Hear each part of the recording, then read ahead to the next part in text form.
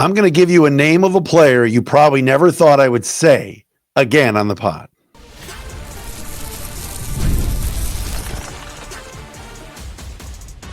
You are Locked On Lions, your daily Detroit Lions podcast.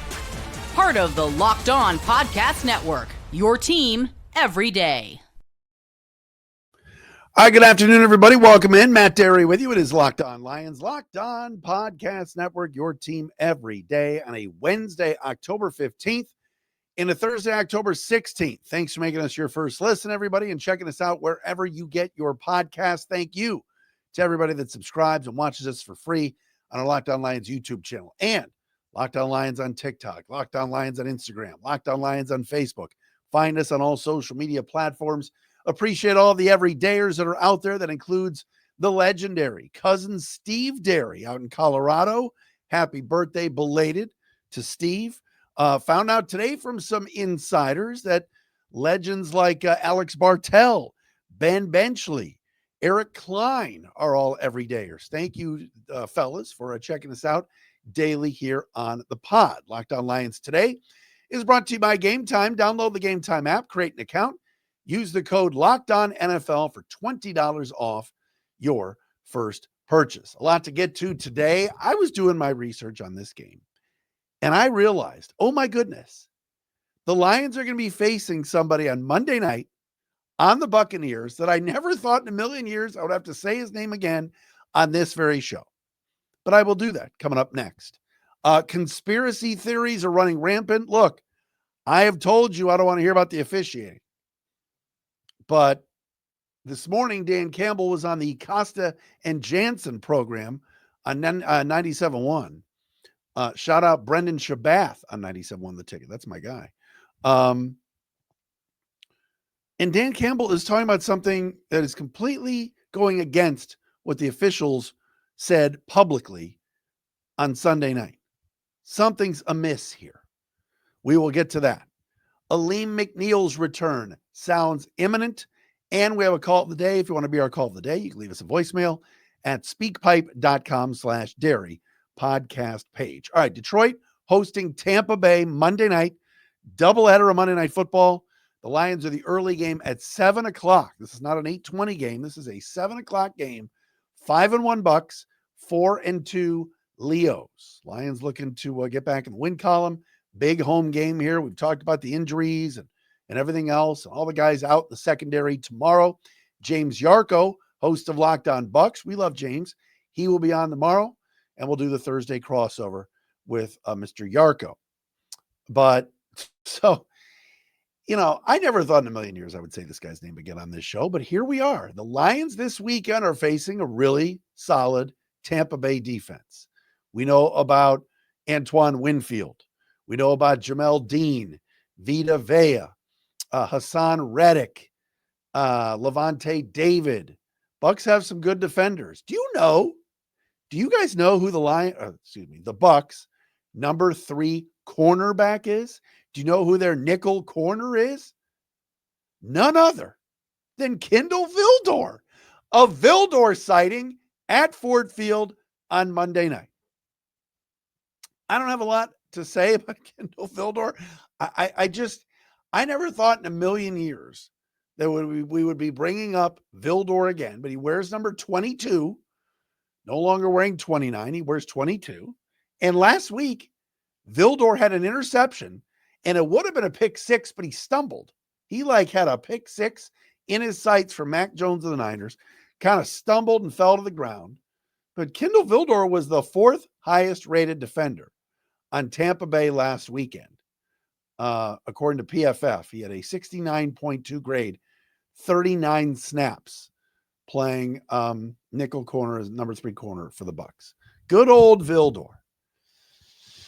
Lions it seems like the Lions can never get away from Kindle Vildor. Remember playoff game a couple of years ago against the Niners, NFC Championship game, ball hits Vildor in the face, bounces up in the air. We're like, oh man, we can't wait till next year, 2024, when we can no longer have to see Kindle Vildor again. And then the Lions brought him back, but he was like the 5th or 6th corner, and he was buried, and there was no need to even play him. and then Carlton Davis got hurt, and this guy got hurt, and that Khalil Dorsey got hurt, and all these corners went out, and poor Kindle Vildor had to play again. And then this offseason, he signed in March on a 1-year deal with the Tampa Bay Bucs. So if there's anything that the Lions know going into this Monday night game this weekend, they know this. If they're looking for number 22 on the other side and can pick on him a little bit, maybe spread it out, maybe a 3 wide out or 4 wide out look with J-Mo and Amon-Ra and Khalif Raymond, and certainly Isaac Tesla or Sam Laporta out wide. If Vildor's out there, go at him. I know he played well last week, but 22 in the white uniforms. And speaking of uniforms for Monday night, sounds like Lions are going with the black uniforms and the blue helmets, the darker blue helmets. So I know a lot of fans like the tradition. They want to see the Honolulu blue. They want to see the white. I love the Lions in the all-white uniforms. I think those look so sleek. But it appears, and I've not confirmed this yet, but it appears with the social media posts and everything else that the Lions will indeed, for Monday Night Football, be donning the alternate all-black uniforms for this huge game Monday night against the Bucs. I gotta say, I sound like Don Shane, the late Don Shane. I gotta tell you, hey Di, I gotta tell you, this is a big game. Because if the Lions want home field throughout the playoffs, if the Lions want to be near the top of the NFC standings, the last thing they want to do is drop to 4-3 and be 2 full games behind Tampa Bay. I spent so much time in the offseason talking about all these teams in the NFC that could leapfrog the Lions or be at the top of the conference with the Lions. Commanders, Eagles, certainly, right? Rams. We talked about the Packers. We talked about Minnesota if McCarthy was going to do anything. I didn't spend a lot of time on Tampa Bay because I just felt like, man, the last couple of years, I think they've almost overachieved a little bit. And I'm not a huge Todd Bowles fan. He's done a good job there. And Baker Mayfield is playing lights out right now. Go back and watch the highlight from the 3rd down and long the other day against the Niners where Baker got spun 3 different ways. You thought he was going down. Then you see him running left and you say, there's no way he's going to get another 10 yards to get to that first down marker. There are like 5 Niners standing right by the first down marker. And he somehow weaved his way through, carried tacklers, and gained enough yardage for the first down. He is playing at a very high level. And Emeka Egbuka, his rookie receiver, who many feel could have been could be the offensive rookie of the year. He's got a hamstring injury, getting an MRI. We'll get an update on that tomorrow from James. He could be out. Chris Godwin's already out. Bucky Irving, their best running back, already ruled out. There's a chance Mike Evans comes back this week, but this is a good team. They find a way to win. They've won a lot of close games. And for the Lions, they need a home game. They need to get back home after back-to-back games on the road at Cincinnati, at Kansas City, and get the crowd in a frenzy and start fast. You know, last week it looked good. Lions went down the field on the Chiefs. Looked like they were going in for a touchdown. They scored a touchdown. It was reversed and taken away, but Lions got to get off to a fast start, and they got to stop giving up touchdowns to the opposition on their first defensive drives. I mean, 5 out of the 6 games the Lions have played this year, they've given up a touchdown on the opening drive for the opponent. So that's a trend that needs to go away. All right, coming up next, I know the fans are upset. I know you guys and girls are upset. I get it. I do. Kansas City Chiefs get a lot of good whistles. And Monday or Sunday night, not a single penalty against Kansas City, including Juju Smith-Schuster's cheap shot at Brian Branch. All right. And we've talked about the Branch thing ad nauseum. I don't need to get into that. He's going to be suspended and everything else for this game. But Dan Campbell's on the radio this morning and said something very interesting. We will tell you about that in regards to the officiating and all of that coming up next right here on Locked On Lions.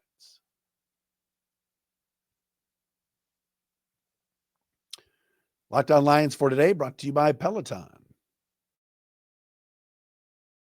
I'm Cody Rourke from Locked On Broncos, and this episode is brought to you by Peloton. Peloton is shaping the future of fitness with the brand new Peloton Cross-Training Tread Plus, powered by Peloton IQ. This is Peloton's most advanced equipment yet, giving you real-time guidance and endless ways to move, whether you're running, lifting, or you're cross-training with your favorite instructors like Alex Toussaint. It's training reimagined to make your workout more personal. Peloton is built for breakthroughs with features that help you plan, stay motivated, and hit peak performance. You can let yourself run, lift, flex, and go while Peloton handles all the rest. Plus, Peloton IQ provides real-time strength coaching, tracking your progress and suggesting weights that challenge you so you can get stronger. Plus, the new movement tracking camera, it counts your reps and corrects your form in real time, making sure every rep is safer and smarter.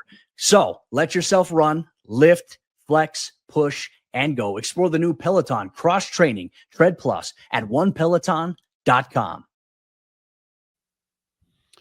And Locked On Lions also for today, brought to you by our friends at Game Time. Looking to go to the game on Monday night against the Bucs? Hey, get your tickets on Game Time. Honestly, there's nothing better than being in the stadium, surrounded by fans cheering on your team. But let's be honest, getting tickets can be a hassle. Between queues, login screens, and prices jumping at checkout, it's frustrating. That's why I use Game Time, the app that gives the advantage back to fans. Game Time is fast, easy, and backed by the Game Time guarantee. You'll always get 100% authentic tickets delivered on time and at the best price. Plus, all fees are included. So the price you see is the price you pay. All right. I love zone deals. All right. You pick your section. Game Time picks the seats and you save big. Honestly, it's faster, cheaper, and less stressful than any other way that I have bought tickets.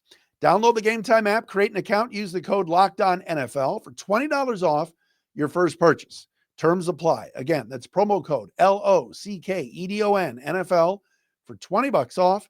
Swipe, tap, ticket, go. Download Game Time today.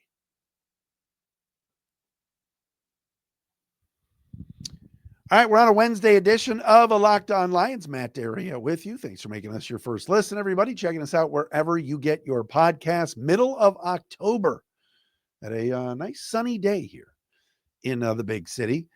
All right, look, I was not one to blame the officials for the entire loss Sunday night when the Leos trekked out of Kansas City with the L. I wasn't. Today, though, Dan Campbell was on the Costa and Jansen morning show on 97.1 The Ticket. And something's fishy here. All right. Something is fishy. Number one, Lions lose. Lions had their touchdown taken away in the first quarter when David Montgomery hit Jared Goff on that play. Lions were celebrating, coming off the field. Detroit was feeling good. All of a sudden, the refs huddled and threw the flag. After the game, Craig Rolstad, the lead official, come on, Craig, was speaking with Chiefs Digest writer Matt Derrick,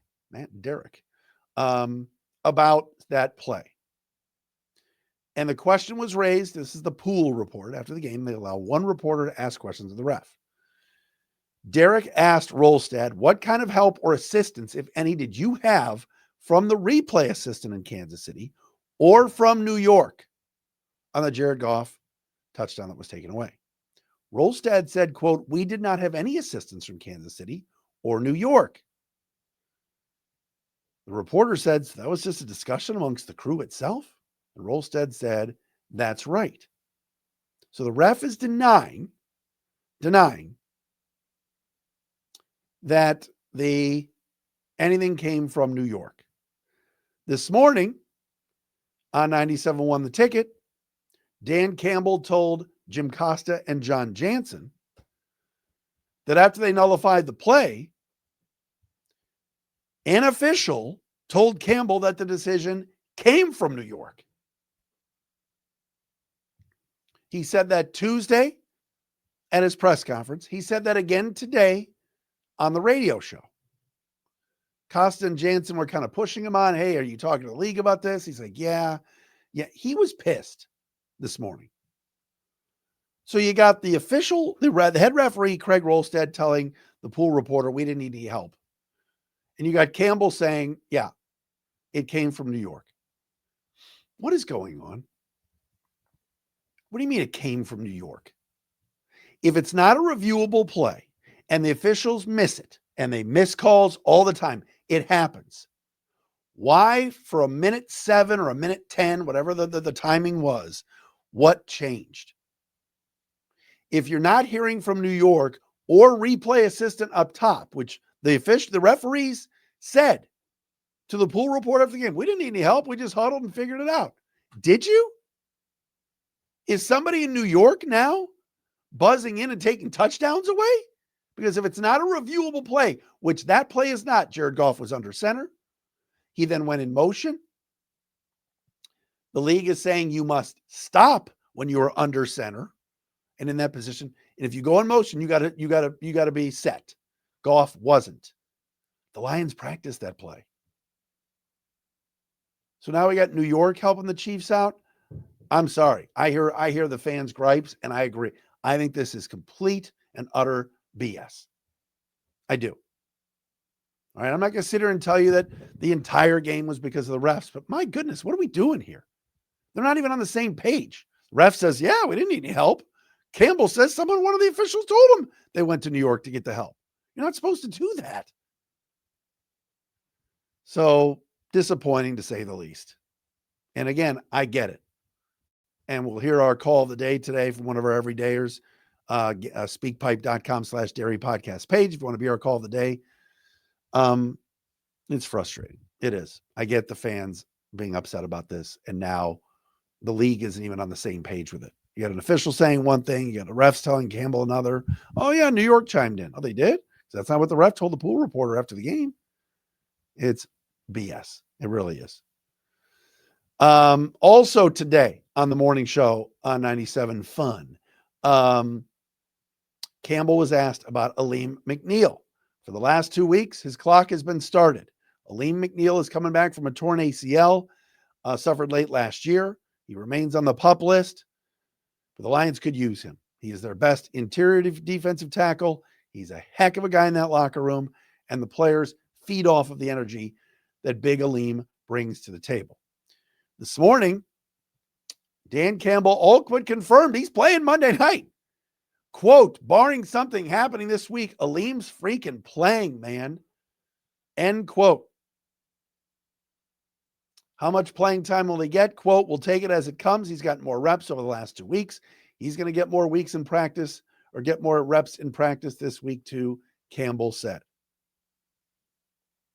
Alim McNeil has been a force for the Lions in 4 years with 137 tackles, 22 TFLs, 11 and a half sacks. He had 45 pressures last year, and he's just a really good player.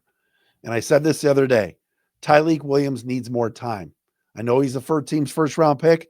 I know they're expecting a lot of him, and he's played okay.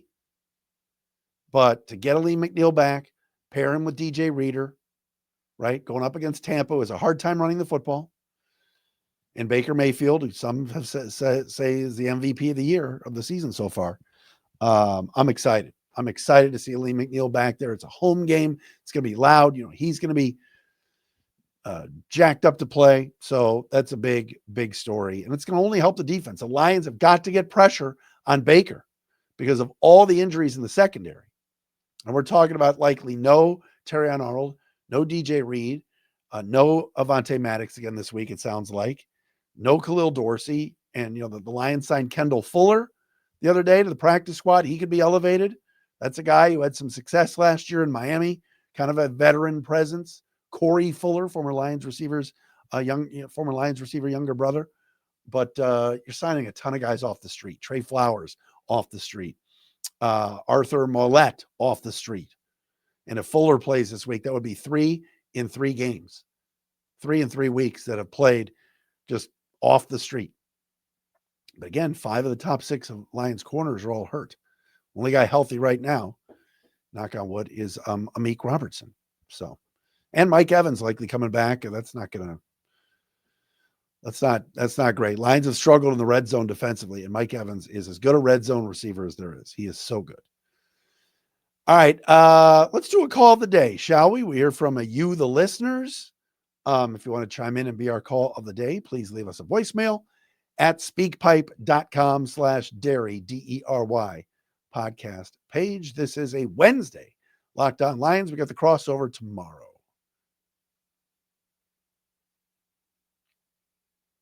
I do want to put some money down on the Lions this weekend. 5.5-point favorites at FanDuel right now, and that is where you go to get all your wagers in. NFL season's here. FanDuel's got an offer you do not want to miss. Right now, new customers can bet just $5 and get $300 in bonus bets if you win. That's right. Pick a bet, put down $5, and if it hits, you'll unlock $300 in bonus bets to use across the app. All right. Folks love FanDuel for a lot of reasons, but what about the parlays? You can build a parlay. Try player props. That's fun. Even follow the live lines during the game. Hedge a bet in the second half, whatever you want to do. It makes watching football even more exciting when you've got a little something riding on the action. Whether you're a casual fan or love diving into the stats, FanDuel makes the game day experience so much better. What are you waiting for? Visit FanDuel.com to download the FanDuel app today and get started.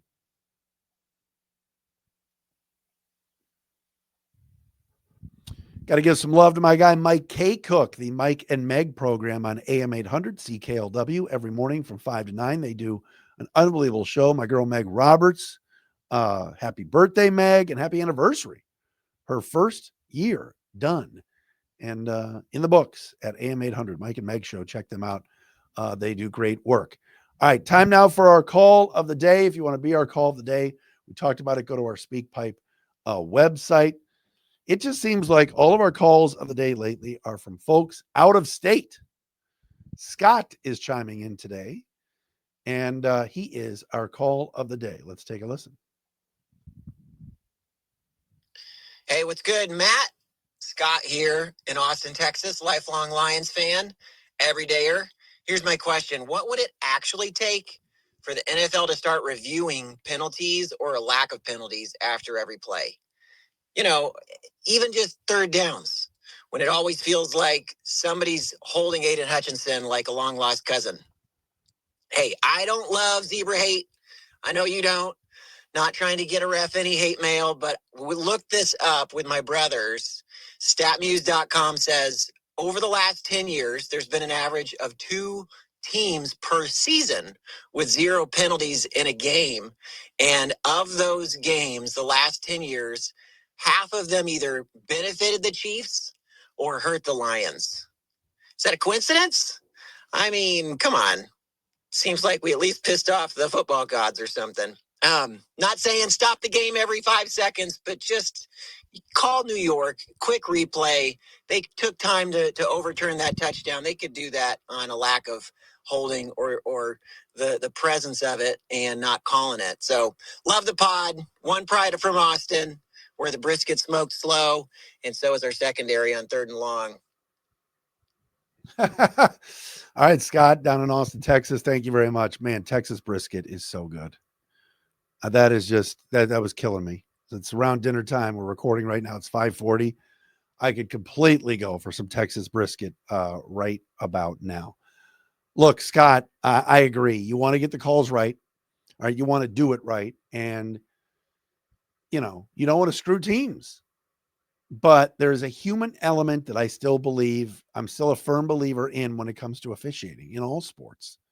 Next year in Major League Baseball, if a hitter thinks he got hosed on a strike ball call, he's going to tap his helmet, and they're going to quickly go to the scoreboard and put up the graphic with the pitch com, or what, not pitch com, but the with the box at home plate and the camera, and maybe overturn balls and strikes.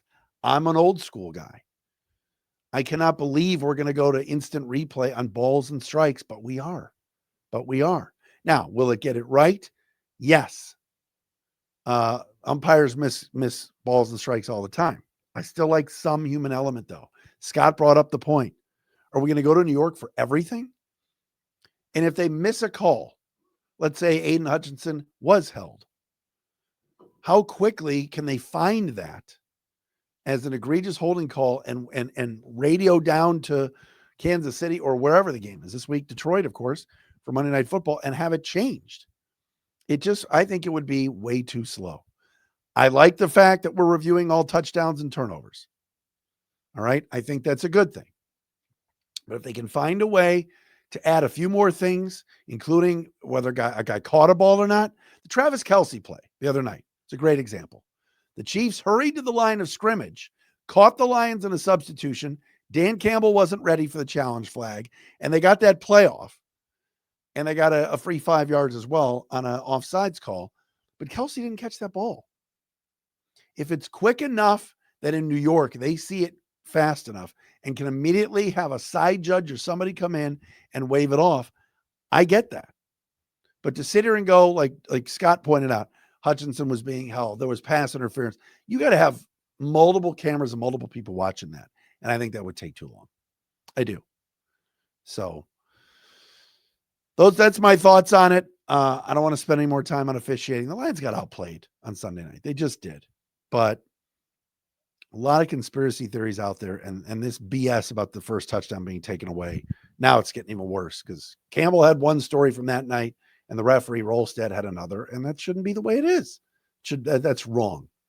That's wrong. There's only 17 of these games. Get it right. And get your explanation right. My goodness. All right, James Yarko going to join us tomorrow. He is the host of Locked on Bucs for the Thursday crossover. Thursday crossovers are always brought to you by our friends at Prize Picks. We've talked to James now. Man, it seems like every year. Lions have played the Bucs. I believe this is 4 years in a row. Of course, it was a couple of years ago. The Lions went down to Tampa, and you guys invaded Raymond James Stadium. I mean, there were so many Bucs fans there, or Lions fans there. It was crazy. That was 2 years ago. Then Lions beat the Bucs again in the playoffs, of course. And then last year, Tampa beat the Lions at Ford Field in week 2. So we'll talk to James tomorrow on the Thursday crossover.